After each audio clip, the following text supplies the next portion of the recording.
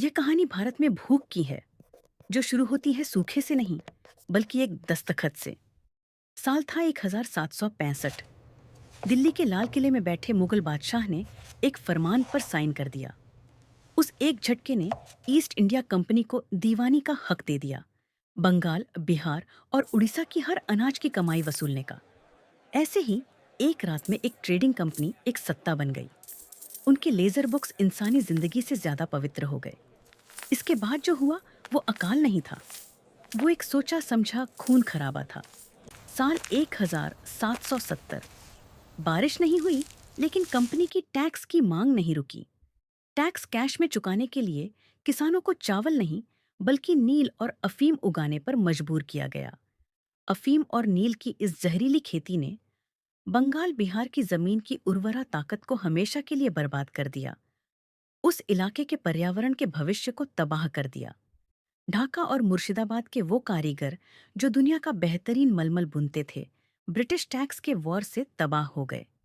मैसूर की metal shops और सूरत के शिपयार्ड बंद कर दिए गए। पहले उन्होंने वो सारे धंधे तबाह किए जिनसे लोगों को पैसा मिलता था।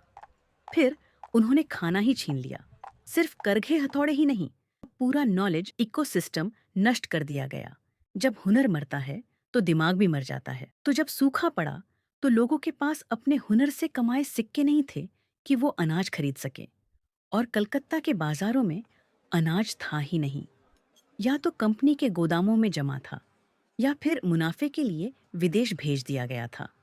बंगाल का 1/3 हिस्सा, 1 करोड़ लोग इस धरती से मिटा दिए गए। बुनकरों और किसानों की हड्डियां सड़क किनारे पड़ी थीं, और वॉरेन हेस्टिंग्स ने बस बेरुखी से इसे प्रकृति का नियम लिख दिया। उन्होंने जनगणना और फसल रिपोर्ट जैसी मोटी किताबें भरी, लेकिन उस डेटा का इस्तेमाल राहत के लिए नहीं, बल्कि और ज्यादा टैक्स वसूलने के लिए किया। यह डेटा साइंस का सबसे पहला हथियारीकरण था।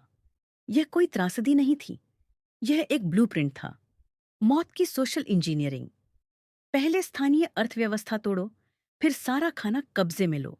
राहत के लिए अंग्रेजों ने वर्क कैंप लगाए।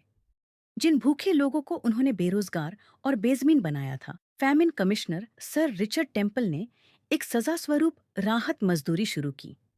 पूरे दिन की कड़ी मेहनत के बदले एक आदमी को सिर्फ 450 ग्राम अनाज और एक आना मिलता था। इतिहासकारों ने गणना की है कि यह आधिकारिक ration German Nazi concentration camp Auschwitz में कैदियों को दिए जाने वाले खाने से भी कम था।